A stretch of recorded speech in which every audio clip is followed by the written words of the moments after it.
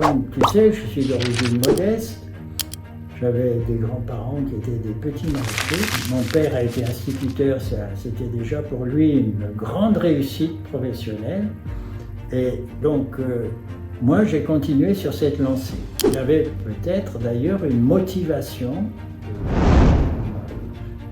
ma carrière de lycéen, d'étudiant, qui tenait justement à ça, à cet héritage de promotion sociale individuelle et à cette envie de continuer le mouvement. Dès que j'ai eu un poste d'assistant à Strasbourg, j'ai trouvé que c'était bien, que tu avais la belle vie. Que j'avais un emploi qui me satisfaisait, qui me donnait des satisfactions et qui me nourrissait. Tu ne rêvais pas de Rolls-Royce? Non. Lamborghini? Non, j'aimais bien les voitures, J'ai eu une Panhard, par exemple, qui avait de belles performances à l'époque. Ça m'amusait et d'une certaine façon, ce goût des voitures m'est resté. Mais j'avais pas besoin d'une Rolls, j'avais pas besoin d'une Porsche, j'avais pas besoin d'une Mercedes même à l'époque. Belle vie, donc pourquoi pas, mais disons à un échelon modeste, courant, pour disons des cadres supérieurs.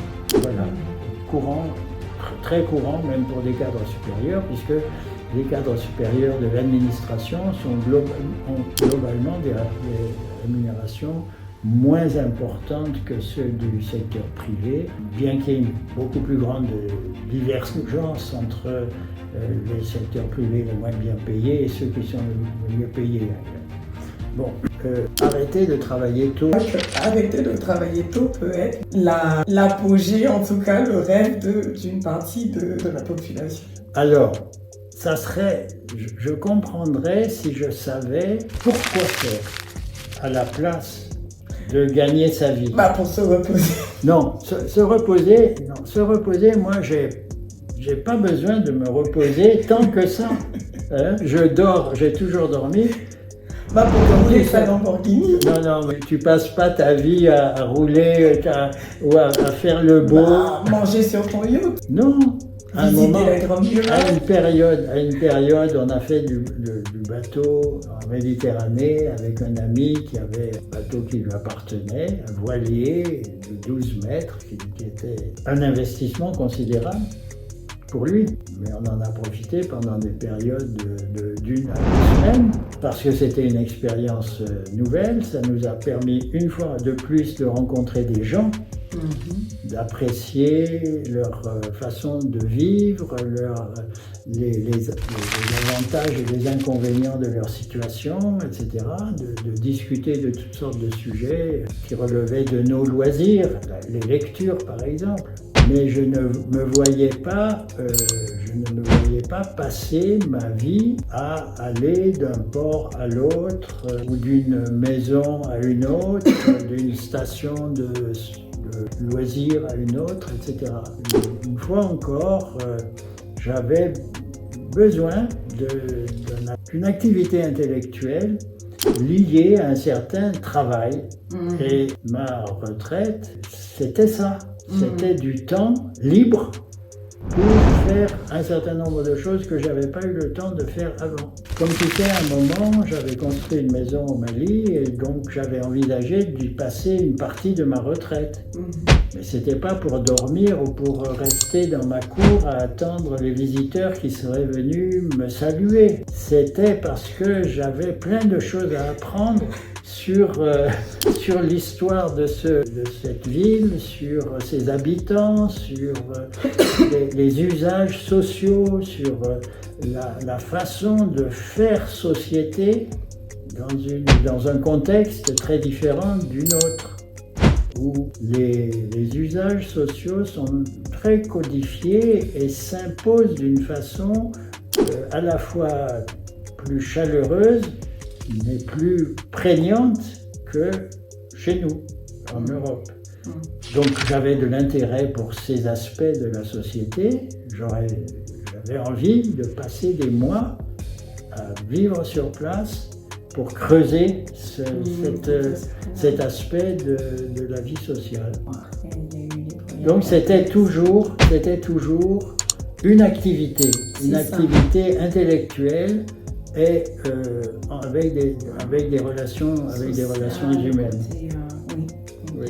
Et si tu avais donc pour terminer cet échange et cette interview, merci déjà pour le temps, un conseil ou des conseils pour, je dirais pas toutes les jeunes générations, parce qu'on a plusieurs, il y a X, Y, Z, je dirais pour ma génération, voilà, un trentenaire ou fin vingtaine, quels seraient ces conseils-là? Que ce soit ce que tu vois pour le travail, pour la vie ou selon toi, quel conseil tu donnerais aux jeunes? Ça serait d'avoir une perspective individuelle sur qu'est-ce que je veux faire de ma vie. Qu'est-ce que je veux faire de ma vie à long terme, à moyen et long terme. Pour les 30, 50, 70 ans qui sont devant moi.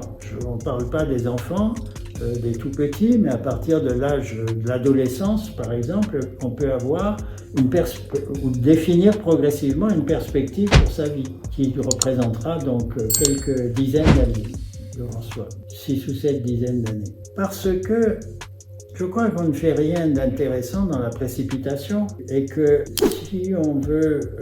la société est complexe, elle est faite de gens qui ont des perspectives justement de vie extrêmement différentes et je crois que si on veut être un peu satisfait de ce qu'on aura fait dans sa vie, il vaut mieux avoir une perspective un peu personnelle, un peu réfléchi, un peu mûri de l'expérience, que de se laisser balloter d'une mode à l'autre.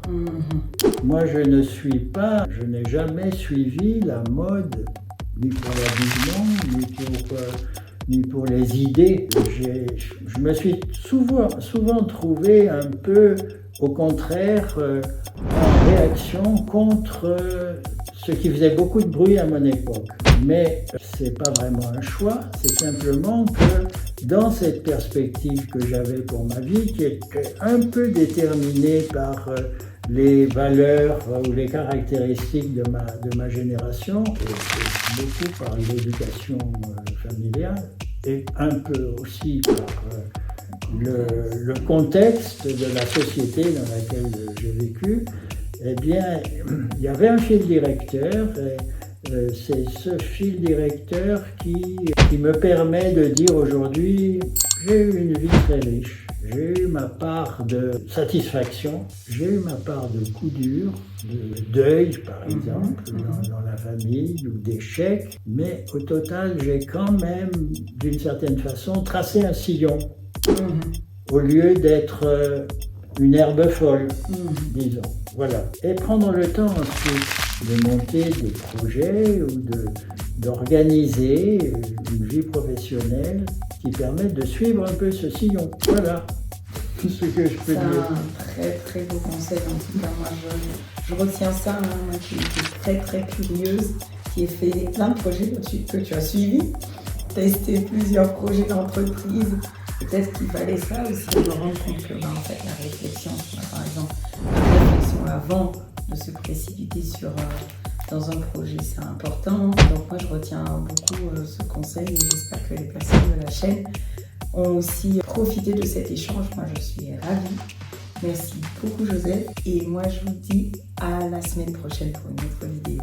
Merci beaucoup. Merci beaucoup.